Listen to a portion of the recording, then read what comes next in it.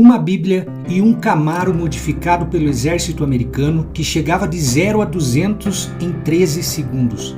Um carro com visão noturna, ariete e até equipamento para desarmar minas. Foi assim que Helge Meier enfrentou uma zona de guerra para levar mantimentos, comida, água e remédios a famílias isoladas durante a Guerra da Bósnia. Essa é uma das melhores histórias que você vai ouvir na vida sobre carros e motores e também sobre coragem e fé. Com muita alegria no coração, hoje eu vou te contar a história do Ghost Camaro, o Camaro fantasma que entrava e saía da zona de guerra sem ser visto. Cara, hoje eu vou te contar uma das melhores histórias do mundo sobre carros. Dentre tudo que eu já contei aqui no canal e o que eu ainda vou contar, eu garanto que essa é uma das histórias mais emocionantes, porque envolve fé, coragem e um carro preparado para qualquer missão. Eu garanto que não existem duas histórias assim, pelo menos eu nunca conheci outra nem parecida. Quem me conhece sabe, eu não gosto de enrolar, eu já vou pro vídeo, mas antes eu quero te pedir que curta, compartilhe, deixe um comentário para engajar comigo. Eu estou num desafio para crescer esse canal. E se você gosta de carros, motores e história, você está no canal certo. Então compartilhe com um amigo seu que também gosta e sem enrolação, vamos lá para essa história sensacional. Para começar tudo isso, eu preciso primeiro te contar quem é o nosso herói aqui. Quem é o Helge Meier, da onde que ele vem e qual a formação dele. Afinal de contas, não seria uma pessoa qualquer que conseguiria fazer uma missão dessa, né? Helge Meier integrava o corpo de elite do exército da Dinamarca. Linha dura, ele treinava incessantemente. Formou-se como nadador de combate, paraquedista, integrante da 10ª Força Especial de Patrulha de Longo Alcance, conhecida como Jäger Corps, algo parecido com a Delta Force americana. Mas acima de tudo isso, era um homem de muita fé. Em suas próprias palavras, não era um fanático religioso, mas sim uma pessoa que, mantendo os pés no chão e sabendo das dificuldades da vida, colocava sempre Deus à frente de suas missões. Um dos treinamentos ministrados por Meier era extremamente exaustivo. Chamado de marcha psicológica, consistia em uma marcha de 100 km pela costa oeste da Dinamarca, com temperaturas de 2 graus, enfrentando dunas de areia com 10 a 20 metros de altura, chuva e frio. E o pior, 2 dias sem comida, apenas água. Você até poderia escolher ali se preferia levar 20 cigarros ou 100 gramas de chocolate. Para dificultar ainda mais, era expressamente proibido falar durante todo o treinamento. Para piorar, nos últimos 5 a 15 quilômetros eram obrigados a caminhar pelas águas frias do Mar do Norte usando uma máscara de gás que dificultava a respiração. O treinamento levava os soldados ao limite da fome e exaustão. Por tudo isso, você com certeza já percebeu que Meier era um oficial extremamente rígido até consigo mesmo, não se limitando a dar ordens, mas treinando junto com os soldados. E toda essa força e determinação seriam cruciais para uma missão que ficaria para a história e que só um homem com tamanha coragem seria capaz de cumprir. Bom, agora você já conhece Helge Meier, o homem que seria chamado de Rambo de Deus, que usaria o seu Camaro para entrar numa zona de guerra e levar mantimentos. Mas aí você pode se perguntar, não era mais fácil fazer isso com um caminhão? Por que ele teve que levar esses mantimentos para lá de Camaro? E por que modificaram o Camaro dele para isso? Bom, para você entender o porquê que caminhões de ajuda humanitária não chegavam até essas vilas e essas pessoas, eu preciso te explicar o que estava acontecendo numa região chamada Iugoslávia. E cara, eu prometo que eu vou simplificar bastante e não vou me enrolar nessa explicação, mas é muito bacana para a gente conhecer a história e o contexto do que estava acontecendo lá. Você provavelmente já ouviu falar da Iugoslávia. Aliás, se você acompanha futebol, sabe que eles costumavam jogar muito bem. Craques como Petkovic, que foi ídolo do Flamengo, nasceram no que na época era a Iugoslávia. Ou o Branko Oblak, conhecido por seu forte chute. Watch these crosses. Hakimovic asks Oblak. And a beautiful goal! What can he go from Oblak? Oh, what a screamer! Para resumir a história e facilitar, a Iugoslávia era a união de 6 repúblicas: Eslovênia, Croácia, Bósnia e Herzegovina, Sérvia, Montenegro e Macedônia, que a partir de 1945, portanto após a Segunda Guerra Mundial, passou a ser comandada por Josip Broz Tito. Era uma república socialista, só que não tão fechada quanto a União Soviética. A Iugoslávia tinha relações comerciais com o Ocidente, a população tinha uma certa liberdade para entrar e sair do país e tal. Não que fosse totalmente livre. Tito era um ditador, mas era um regime muito menos repressivo do que o soviético. A grande questão entre esses países é que eles juntaram diversas culturas, etnias e religiões dentro de um único país chamado Iugoslávia. Grupos que não tinham convivências muito pacíficas, muçulmanos, católicos ortodoxos, católicos romanos. Só que como Tito tinha um grande respeito e até um certo carisma, esses povos aceitavam conviver com suas diferenças sem grandes problemas. Só que em 1980, o Josip Broz Tito morre e não tinha mais nenhum líder popular o suficiente para manter a união dessas pessoas. Esses grupos, que já não se davam muito bem, mas antes até se toleravam por causa do Tito, começaram a brigar entre si. Para ajudar, veio uma crise econômica e em 1991 a União Soviética também caiu. E tudo isso fez com que esses grupos nacionalistas pensassem, bom, se a União Soviética está se dissolvendo e a gente está em crise, por que a gente vai se manter unido? Vamos aproveitar e dissolver a Iugoslávia também. Só que claro que isso não seria uma coisa nada fácil, porque nem todo mundo queria essa dissolução. Em 1991, Croácia e Eslovênia declaram independência da Iugoslávia. Claro que a Iugoslávia retalhou, teve uma guerra, mas tanto Croácia quanto Eslovênia vão conseguir sua independência mais tarde. A Macedônia também se declarou independente em 91, mas como Macedônia era o país mais pobre das repúblicas, a Iugoslávia não ligou muito de ficar independentes. Ou seja, dos 6 países que antes compunham a Iugoslávia, agora só restavam 3, Sérvia, Montenegro e Bósnia. Até que em 1992, a Bósnia decide que também quer se tornar independente, e é aqui que o nosso herói vai atuar com seu Camaro. O problema é que a Bósnia abrigava 3 etnias dentro de si. 44% da população era de muçulmanos, chamados de bosniaques. Eles defendiam que a Bósnia deveria ser totalmente independente da Iugoslávia. 31% da população da Bósnia era de sérvios e defendia que os territórios onde a população era de maioria sérvia não deveria ser independente e continuar sendo parte da Iugoslávia. E 17% da população era de croatas, que defendiam que a Bósnia deveria ser anexada à Croácia. Ou seja, dentro de um mesmo país, 3 povos diferentes brigavam entre si e ainda brigavam com o exército sérvio defendendo a Iugoslávia. E é nesse contexto que a população começa a ficar cada vez mais isolada, sem água, luz, acesso a remédios, alimentos e tudo mais. Inclusive é nessa época que acontece o famoso cerco de Sarajevo, capital da Bósnia, que durou 4 anos. Essa foto que você vê de pessoas correndo pelas ruas é porque atiradores de elite sérvios ficavam nas montanhas que cercavam a cidade praticando tiro em civis. Algumas ruas chegavam mesmo a ter avisos escritos nas paredes dizendo que aquela rua era mirada por atiradores, para que as pessoas não ficassem paradas na rua por muito tempo, pois se tornariam alvos.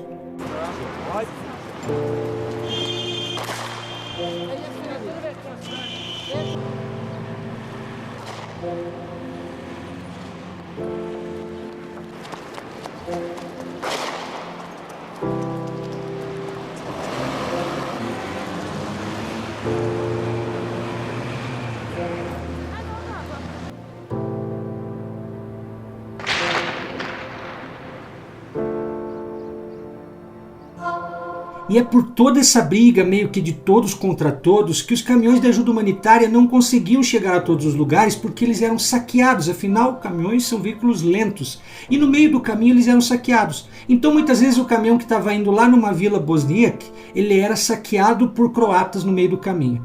Ou ele estava indo levar mantimentos para uma vila de sérvios, aí os bosníacos saqueavam no meio do caminho.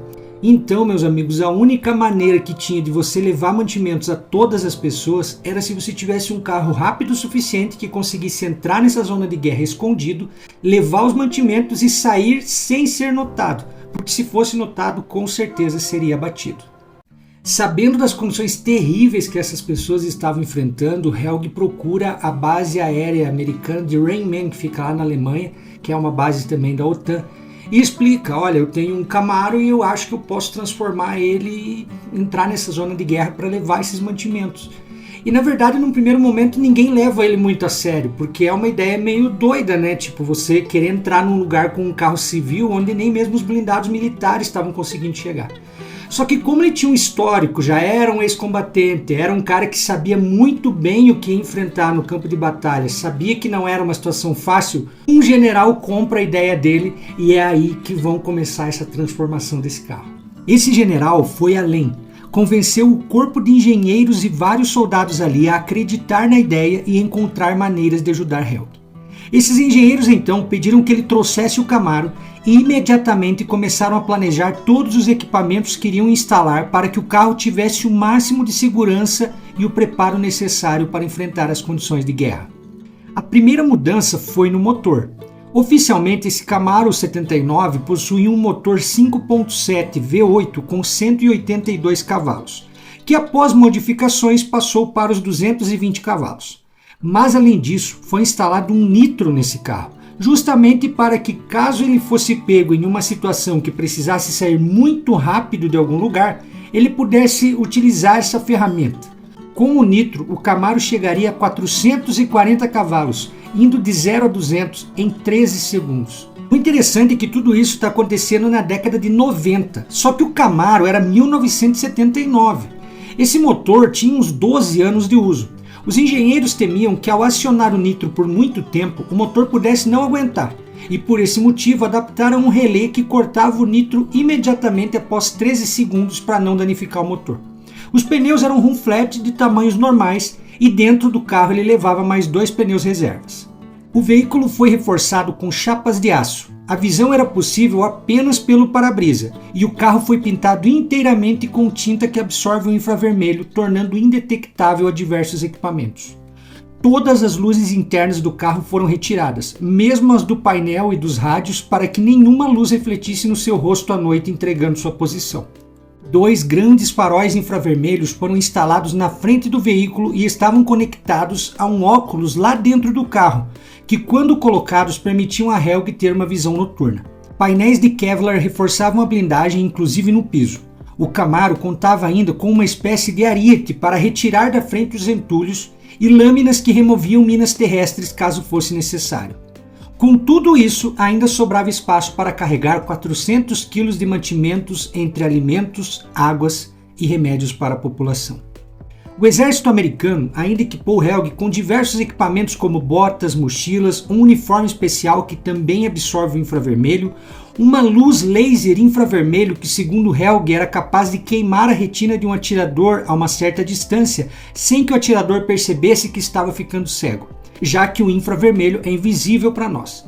Um mapa da zona de guerra, bússolas e diversos coletes à prova de balas também foram dados a ele, além de um capacete que iria salvar a sua vida, conforme eu vou contar mais adiante.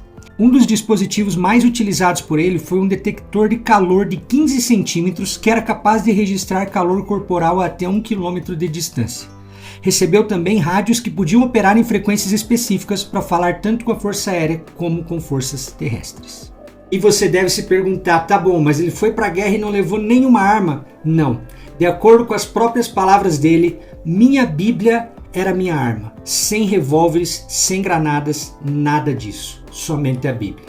Com muita fé e familiarizado com as estradas da Bósnia e o interior da Croácia, Helg fazia entregas de doações tanto de dia quanto à noite. Por várias vezes se viu em situações de perigo. Numa delas conseguiram acertá-lo, mas a bala parou em seu capacete. Quando não estava em serviço, ele se escondia entre os escombros ou no meio da floresta, já que seu carro usava tinta especial e não era identificado facilmente. Helg conta que ajudava tanto cristãos quanto muçulmanos e que as pessoas, quando ouviam o ronco do seu Camaro, saíam à rua para encontrá-lo. Outras, com medo, achando que ele poderia ser um agente da CIA ou inimigo, se escondiam. Uma das passagens mais bonitas e emocionantes acontece quando ele estava na região de Vares e demonstra claramente o tamanho que estava sendo aquela tragédia humanitária. Eu vou ler para vocês em primeira pessoa o que ele escreveu em seu diário. Em 1994, eu dirigia por Vares à noite, completamente cansado e procurando um lugar seguro para dormir. Em meio às ruínas, examinei a área ao redor com o meu detector que responde ao calor corporal. Nas ruínas em frente, ele me mostrou que havia calor corporal. Devia haver 2 ou 3 pessoas. Vi luz de velas através da porta fechada com tábuas. Bati e a vela apagou-se imediatamente. Depois de outra batida, eu disse: "Sou o Sr. Meyer do Exército dos Estados Unidos." Um senhor abriu a porta e me convidou a entrar. Também estava presente uma jovem com seu bebê recém-nascido. Todos estavam sujos e visivelmente desnutridos.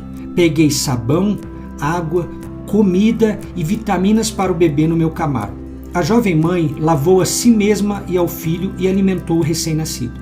Ficamos sentados juntos em silêncio ao redor da vela por um tempo. O velho leu atentamente o seu Alcorão enquanto eu lia a Bíblia, que é a minha companheira constante.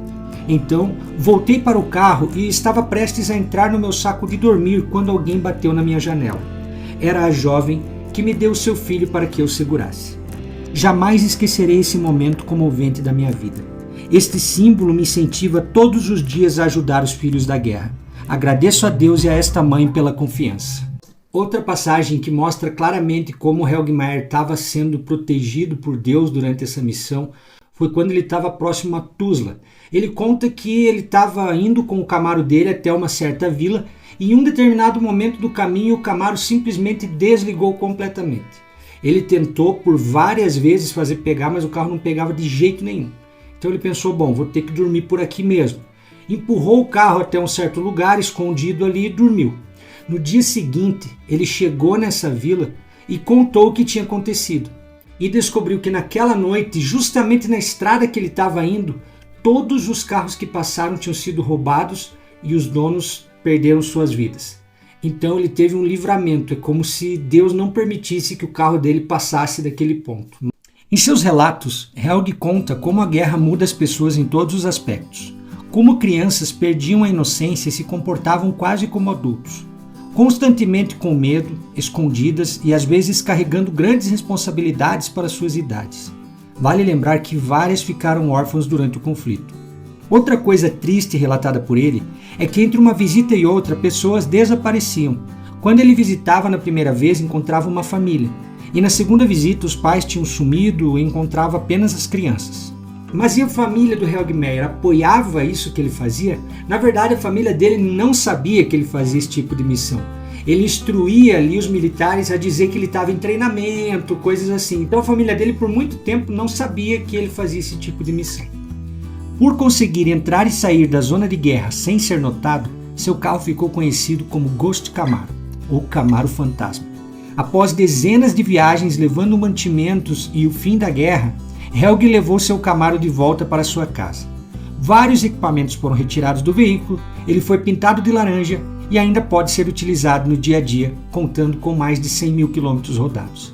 Essas são as últimas informações que podem ser encontradas sobre esse carro. Que história incrível, não é? Cara, quando eu conheci essa história eu fiquei muito emocionado. Para vocês terem ideia, a Guerra da Bósnia é considerado o pior conflito desde a Segunda Guerra Mundial. De tão triste que ele foi.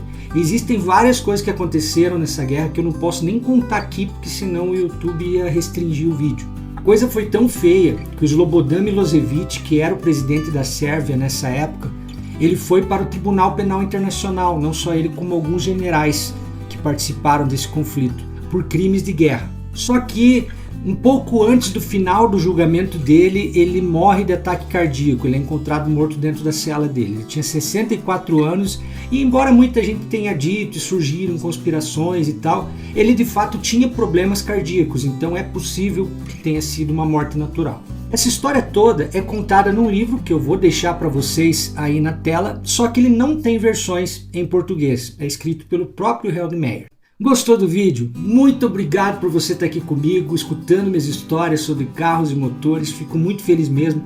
E peço de coração que me ajude engajando comigo, deixando um comentário, compartilhando com um amigo, curtindo e se inscrevendo no canal. Caso queira nos ajudar com um Valeu Demais, também vai ser muito bem-vindo e eu vou deixar fixado aqui embaixo links de livros caso você queira presentear alguém que ama carros e motores, com algum livro sobre carros, sobre histórias de veículos. Eu vou deixar uma lista de livros ali onde você pode comprar e também ajuda o canal. Muito obrigado e até a próxima.